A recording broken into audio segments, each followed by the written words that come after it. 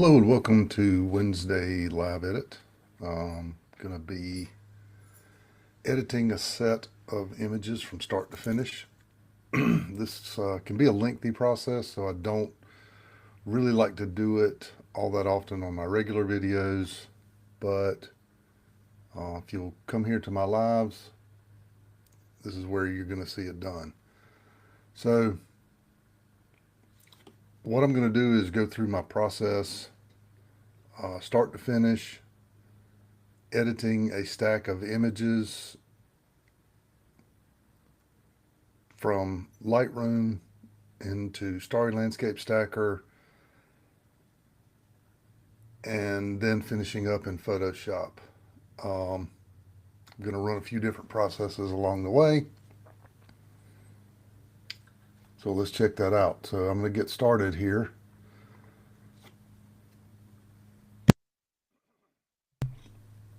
I have a sequence of images that I shot at Pawleys Island, South Carolina. This was back in March of this past year. And it's got a really interesting old seawall here. So it's got something in the way of foreground that really kind of makes you feel like you're there. Kind of what I talked about in my previous video. So once I choose my images, and I've got them set as a stack, there's 9 images here that are all the same. They're taken in sequence. 13-second exposures at f2.8, 14 millimeter, and I was shooting ISO 4000, and this is with my Nikon Z6 II, the Sigma 14 to 24 art lens. So once I push over into the develop module, first thing I'm going to do is I'm going to switch to adaptive color, and it's going to try and equalize this image. And I'm going to back up here. I skipped a step. I was going to do this. I've done this through Adobe the past couple of times, but this time I'm going to do it in DxO. I really like using DxO's Pure Raw. And so I am going to process this set of images through DxO's Pure Raw to show you how that's done. So we're going to pull that app up now.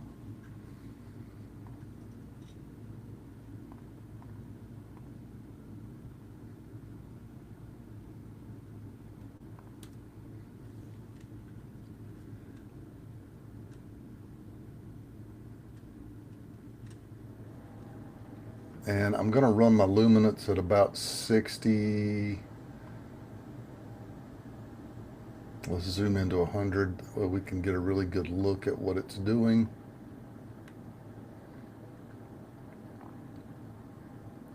I'm going to force my details. I'm going to do a minus 35. And because this, I'm doing this because I'm stacking.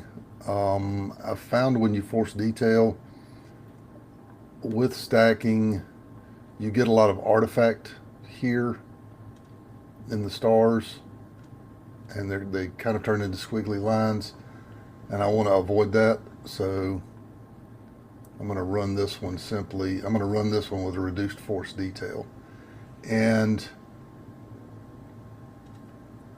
I'm going to remove lens sharpness optimization, remove lens distortion, and I'm going to keep vignetting and chromatic aberration. The problem that these other two create is when you stack them, you can get a really weird effect in your image that comes out as the stack. And so I don't want to do that in this case. So now I'm going to process now. And depending on your computing power, this can take a little bit of time.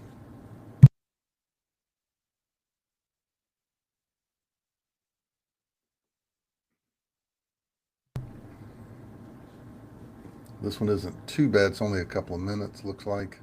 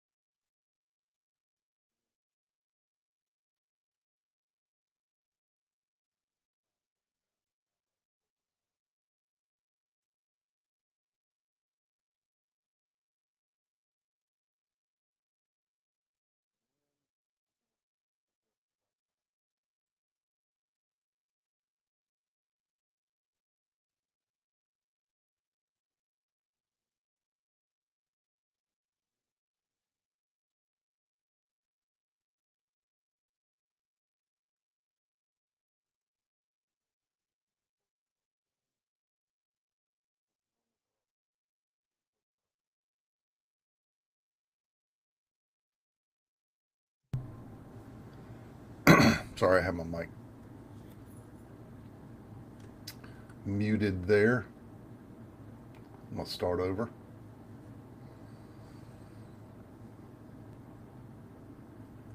Now, once I've got the image here,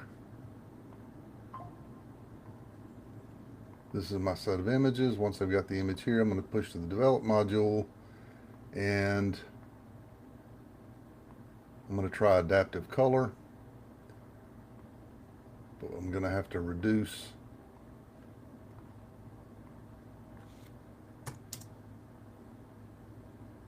the overall exposure, and then I'm going to drop the highlights out just a little bit overall. It's very hazy on the East Coast, so you get a lot of particulate in the air.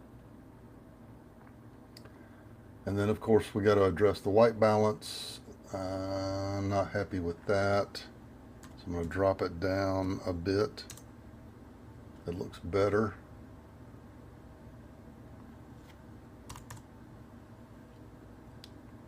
Just a little better. And that's all I'm going to do for global edits at this point. I'm going to use masking to do some local edits. And Lightroom has introduced this landscape AI masking. We'll go in and interrogate the photo and find out what it thinks the photo is built of. So of course we've got sky, looks okay. It's picking up a little bit of this over here, but I think I can live with it. It's calling this vegetation. Water looks pretty good. And then natural ground. So I'm going to go ahead and create all of those masks. And the first one I'm going to address is the sky. And actually what I'm going to do is I'm going to subtract this stuff down here. Clean this up just a little bit.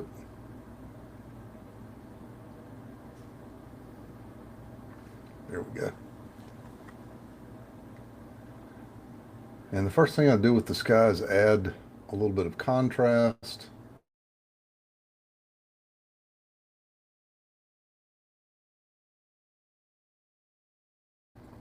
Reduce the shadows. It's making it a little bit dark, so I'm going to increase the exposure just a little bit. Put some whites in. Drop the black point just a little bit.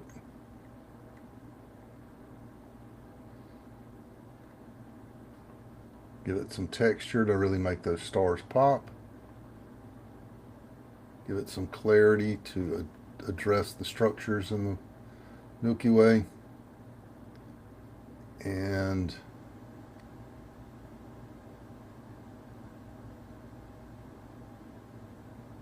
I'm going to put some dehaze in. Now, I'm not real happy with the way this mask looks, so I'm actually going to delete these two masks.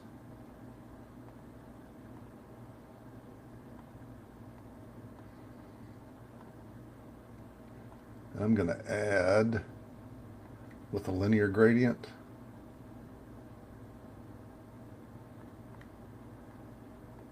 Which will give me a little bit more control over what's going on here. So I think that looks better. It's a little bit more even. So I'm going to go with that. And I'm going to delete that brush there. Here we go. Now the next thing I want to address is the water. So I'm going to give it a little bit of exposure, some contrast, bump the highlights up because I want to get these waves in it, increase the shadows. Again, I'm going to put some white in it for these waves. I'm going to leave the black point alone, and I'm going to drop the temperature down just a little bit. Not much, just a little bit, because this is water. I'm going to put some texture in it, some clarity, because now you can really see the wave action in there. I'm going to put a little bit of dehaze in it. And the next thing I'm going to address is the natural ground. I'm going to bump the exposure. Put some contrast in. Add some highlights. Increase the shadows. Give it a little bit of white. I'm going to leave the black point alone. I'm going to warm that sand up just a little bit.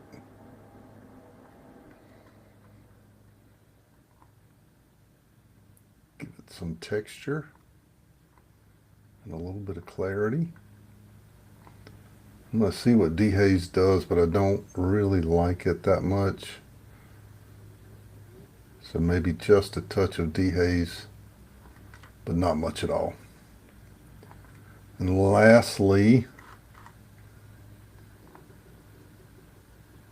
I'm going to address this wood here a little bit. I'm going to give it some more exposure, add some contrast, increase the shadows, increase the whites, Bump that up. Texture.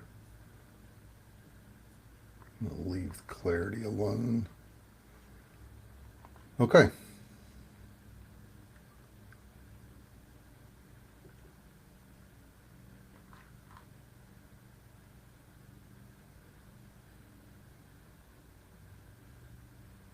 I think overall we've got a good starting place here. Now the next step is to synchronize all of these images. So I'm going to synchronize the masks. Now this also is going to take a few moments because it's using AI to go through and determine what is sky, air, I'm sorry, what's sky, water, ground, things like that.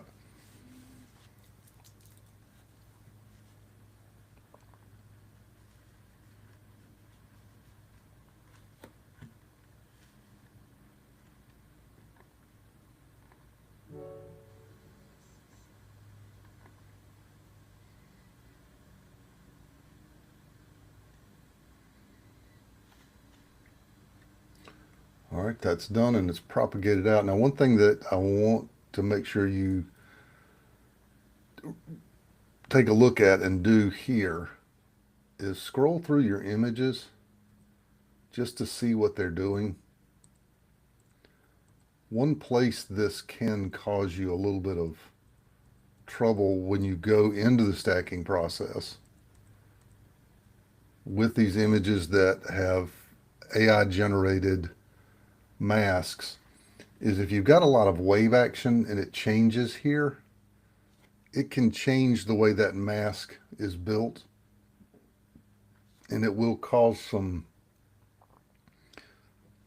oddities when you push over into Starry Landscape Stacker. I've seen it go so far as to change light images to darks and dark images to lights just by getting the mask wrong. So there's a possibility that one of these could be wrong. And if the case was that one of these masks didn't fit the way it was supposed to, it's a pretty simple matter of clicking through them to take a look.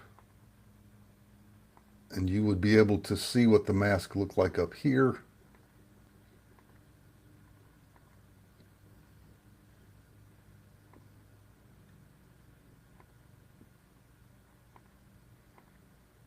So there we go.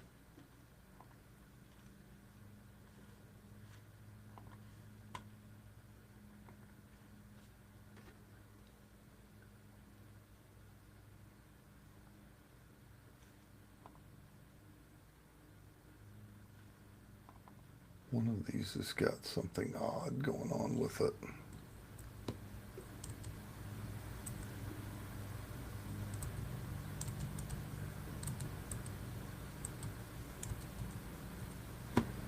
One of these has been flattened.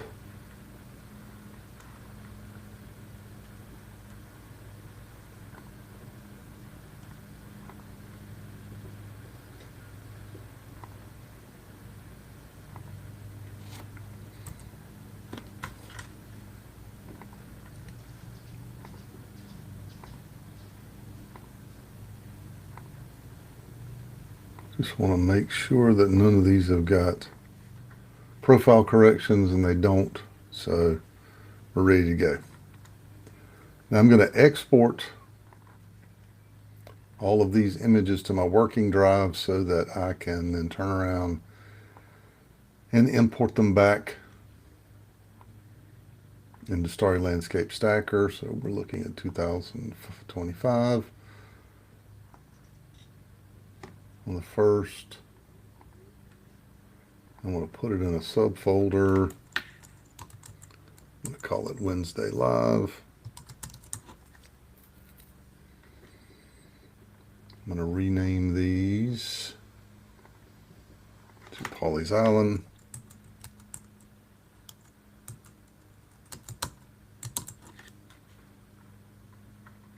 I'm going to change the image format to TIFFs because Starry Landscape Stacker really likes TIFF files.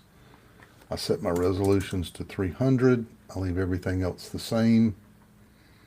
Don't need any metadata. I'm not watermarking, and I don't want it to do anything after post-processing. So now I'm going to export all of those images, and it'll take a couple of minutes for that to finish processing.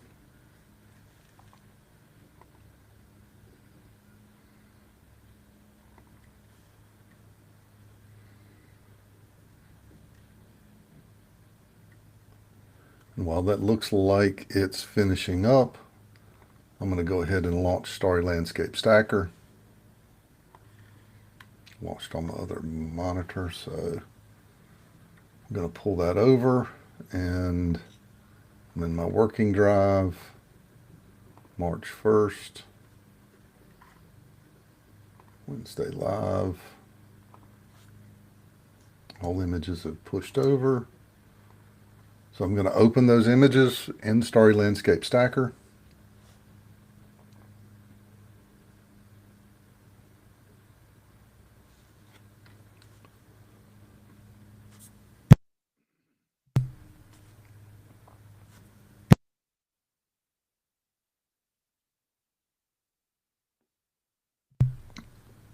There we go. Now it's automatically going to detect what it thinks is the sky. It's done a pretty good job. I like to help it out by making sure that it's got good coverage, especially in the corners. And we're going to draw a relatively good horizon line here. And then I'm going to erase these dots down here. It's picking these up because of these little reflective white shells that are in the foreground. So it thinks maybe there's something there of interest. And I'm going to make sure that it knows that it's not. I'm going to finish this up just a little bit. And now we're going to ask it to find the sky. And it looks like it's done a pretty good job. Can't argue with that. I'm going to tweak it just a little bit, although it's very dark out on the horizon and probably a good bit of marine haze. That's why you don't see any stars out there. And we're going to align and composite.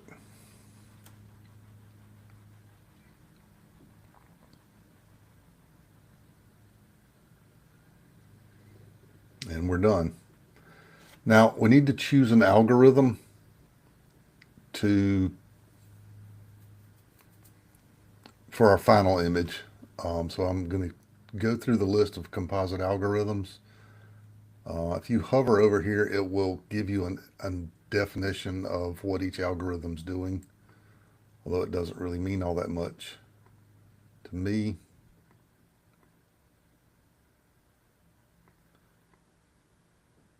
That's an interesting one because it actually shows everything in the image. It also lightens it up a good bit.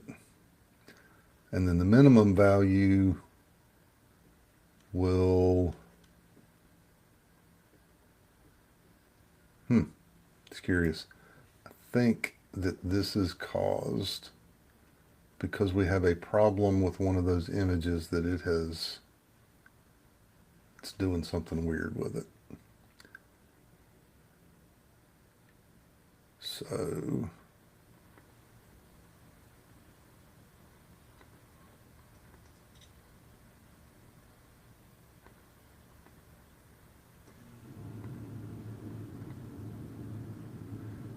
yeah, there's something going on with this 9th image somewhere in the process.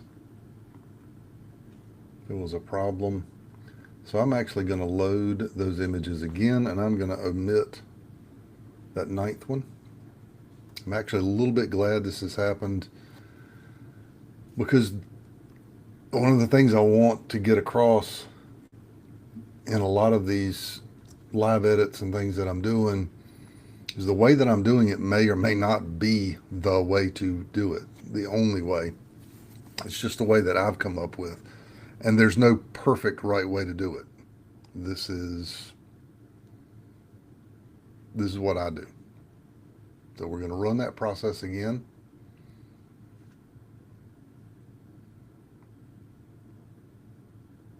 Horizon up to the corners. going to get rid of these in the foreground.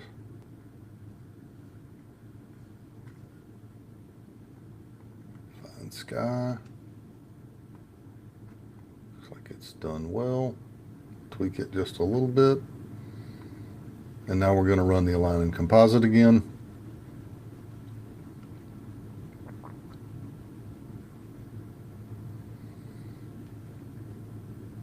And now there, our minimum value looks a lot better.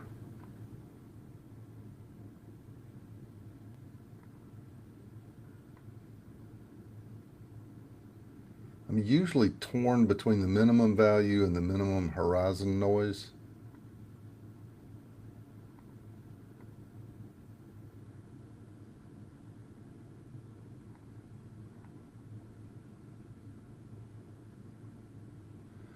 In this case, I'm going to go with the minimum horizon noise because I really like the way it's picking up the waves out here on the horizon.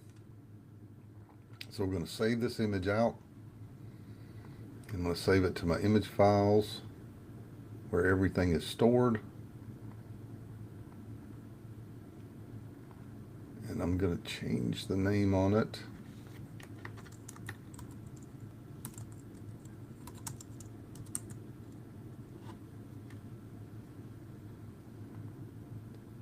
And we're going to save. And I'm also going to save the minimum value just in case I decide I want to play with it at some point. Change this to, there we go, just so I'll know what's what.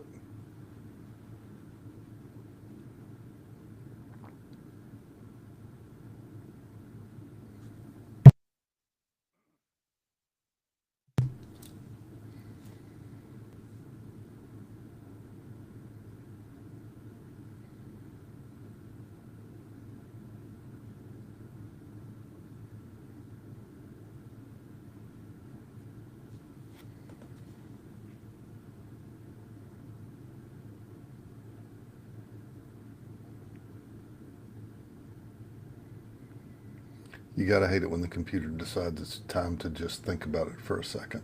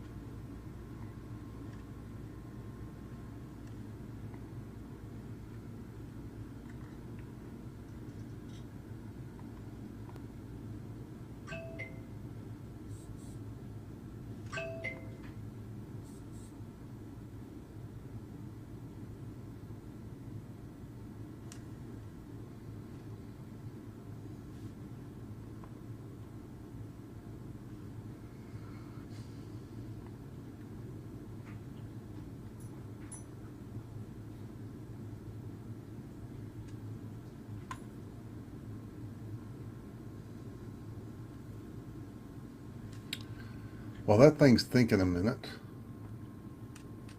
if you'd like to, how about jump on over to my website, ChristopherNealPhotography.com. My 2026 Nightscape calendars are now available. And they feature all images from Pawleys Island. It was about all I was able to shoot this year. It's $30. Right now I'm in pre-order, but I do have an order coming soon. Currently it's free interest. Currently it's free shipping, but that's going to go away soon. So jump over there if you get a chance and grab one of those.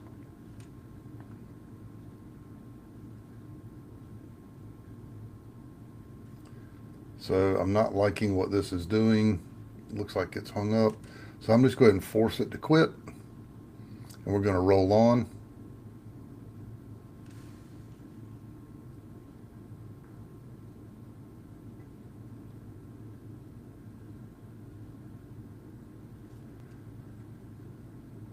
To pick that image up, I'm going to right click on the day, the point that I have it saved in the folder, I'm going to synchronize that folder.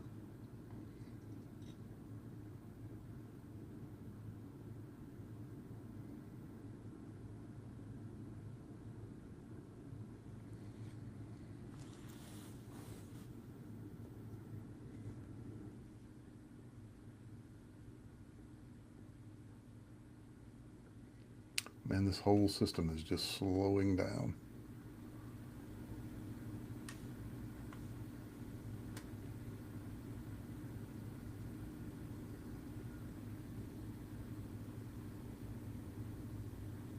I have just about everything shut off that I can possibly get.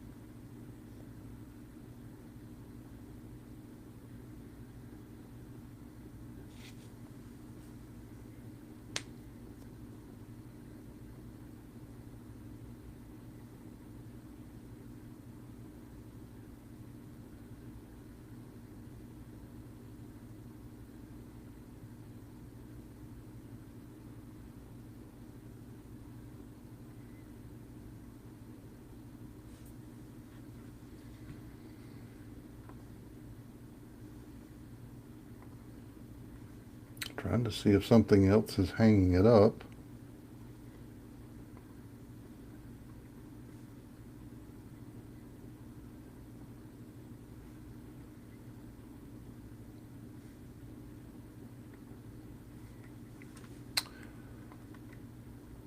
So at this point, I'm just going to force it to quit. We'll see what that does. Once it's gone down, I'm going to bring it back up.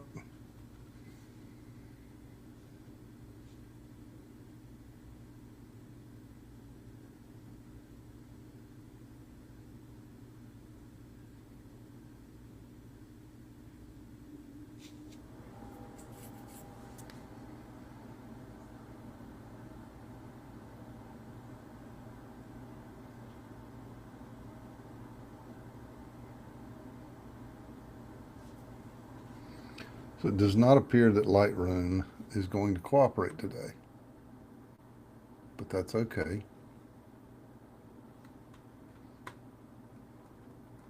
There's more than one way to get this done.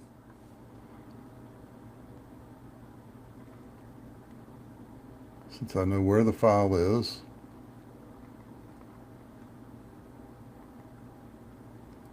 and what its name is,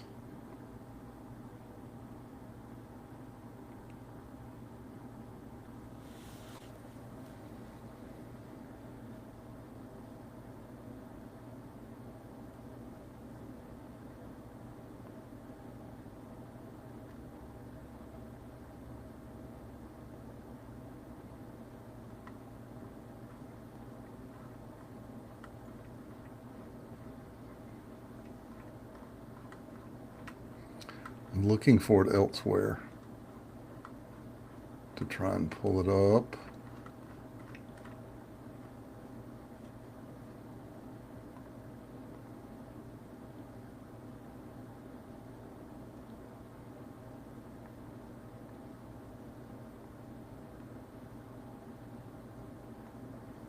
There we go.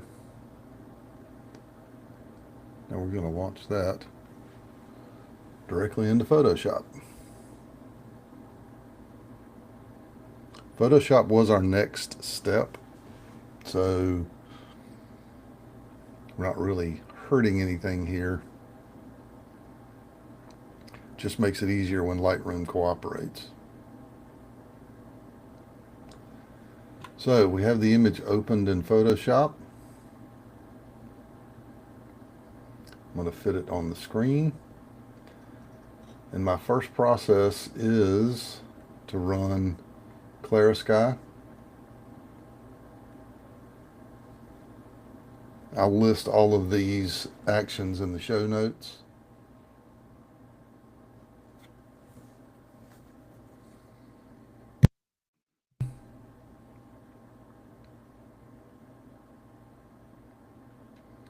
Once Clear Sky is done, I'm going to go through the list.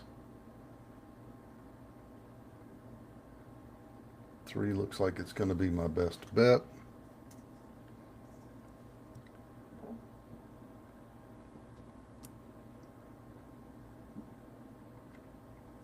So I'm going to choose the rest of these and drop them out.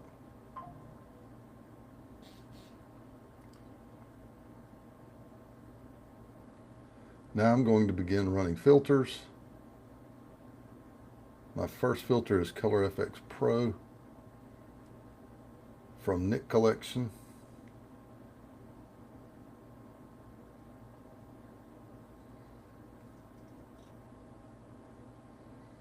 And it looks like the clarity bump is going to be best for this one. I'm going to drop the contrast down just a little bit. Push dynamic up. Check color cast, no. And I'm going to uncheck brilliance and warmth, and now we're going to apply it.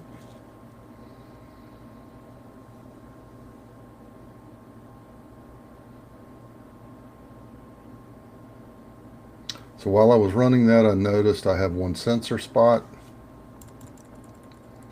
that always seems to show up. So I'm going to grab my erase tool here, put it over this sensor spot, and we're going to get rid of that. My next process is to stamp up, and I'm going to run Luminar 4 from my filters.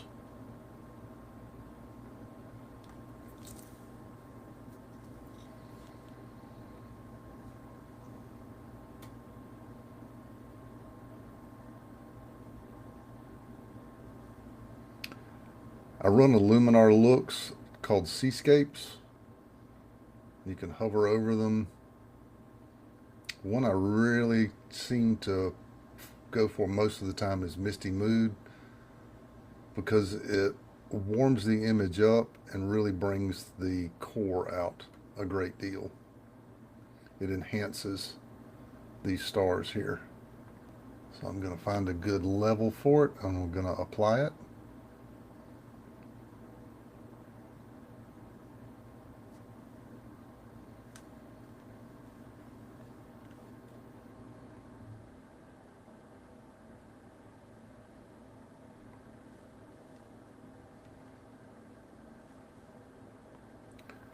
My next filter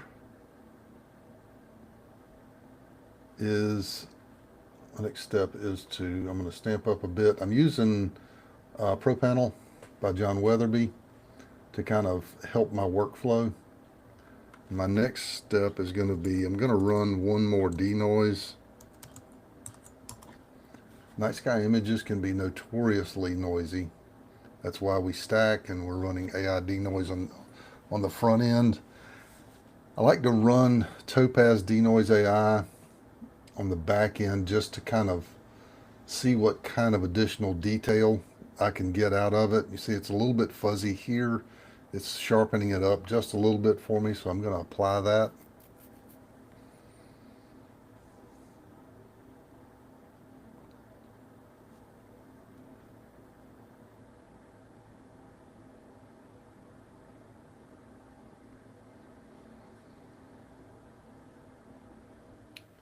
My next step is to run Astro Panel X, Milky Way, and I'm going to boost the Milky Way. And I'm going to go back into my layers. It creates this extra layer. I'm not sure why. I'm going to disable the layer mask, and what Astro Panel X does is it really enhances the dark parts of your image. So I'm going to grab a brush here, and I'm going to use 15% opacity with a flow rate of 35. And I'm painting white on black. You can see I'm painting on the layer here. And we're just bringing out the darkness in the Milky Way. the nebulosity, those dust clouds. And then I also like to sweep it a little bit over my foreground. It'll give it a little bit more depth.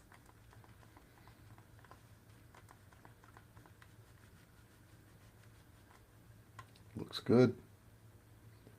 Stamp up again. And I'm going to run a dodge and burn layer, and I use Raya Pro luminosity masking because it will automatically create a dodge and burn layer based on my shadows, and it lets me adjust. White is where I'm targeting, black is going to be left alone. And again, I've got a brush with 15% opacity and a flow rate of 35, and I'm going to switch to black. I'm going to come in and darken down that Milky Way just a little bit more to really make it pop, really make the light. I'm going to darken it so that the light parts pop. And I'm also going to take a little bit of light out of the sky.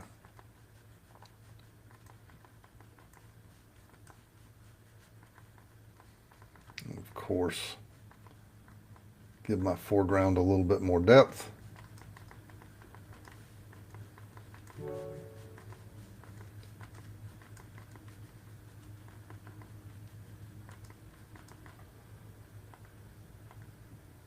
See how that's coming along.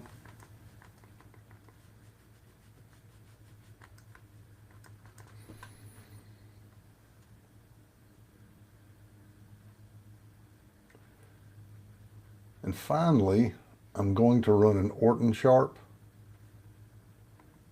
from Pro Panel.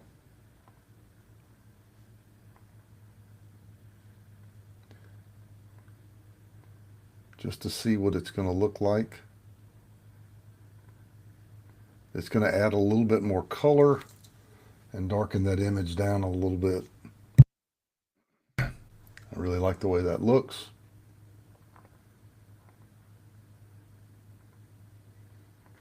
I'm going to adjust it in a couple of spots. I'm not really liking what it's doing right here or here. So I'm going to kill these parts of it.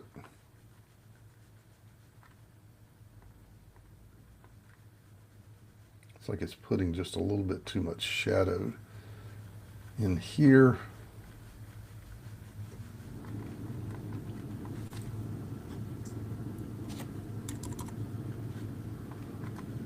Also along my horizon line.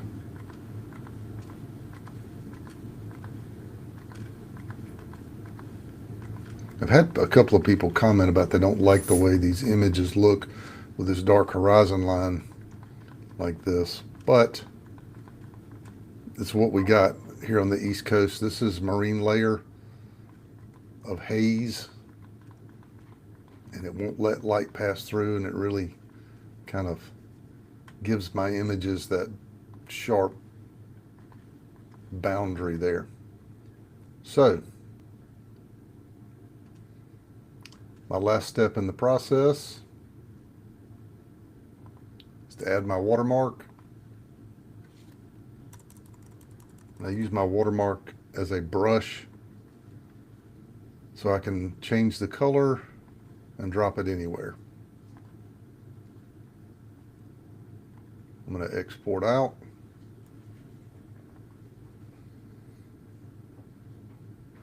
I export everything at 77% for social share and an image size of 2048 along the longest edge. Gives me smaller files to deal with.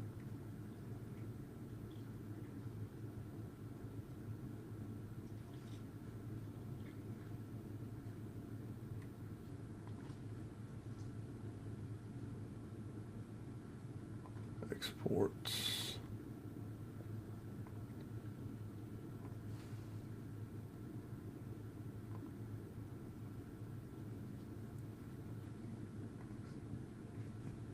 I'm actually going to export it in one more spot.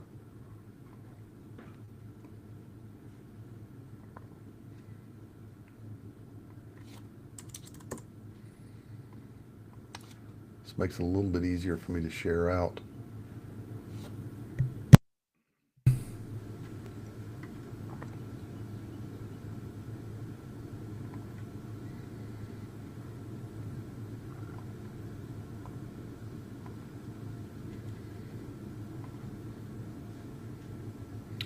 And then I always uncheck my signature layer so that when it round trips back into Lightroom, it doesn't cause it too much of a problem.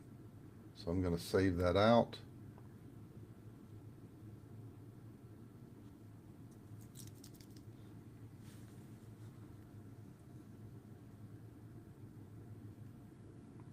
While that's saving, I'm going to try one more time to launch Lightroom and see if we can take a look at it in there.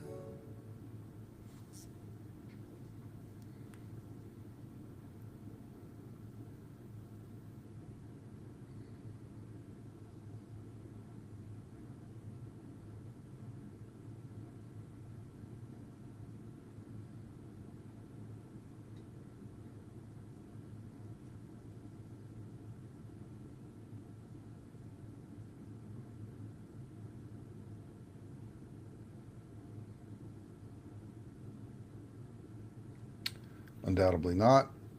There's something going on with Lightroom that I'm going to have to figure out.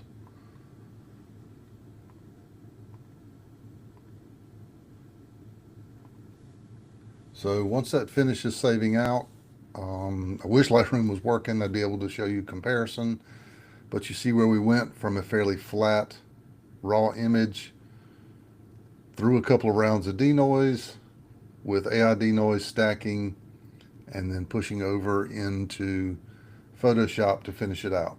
So that's my full edit process, start to finish. Hope you got something from this.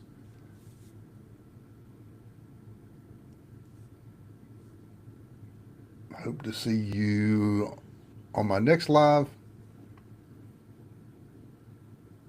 And as always, get out there and capture some magic.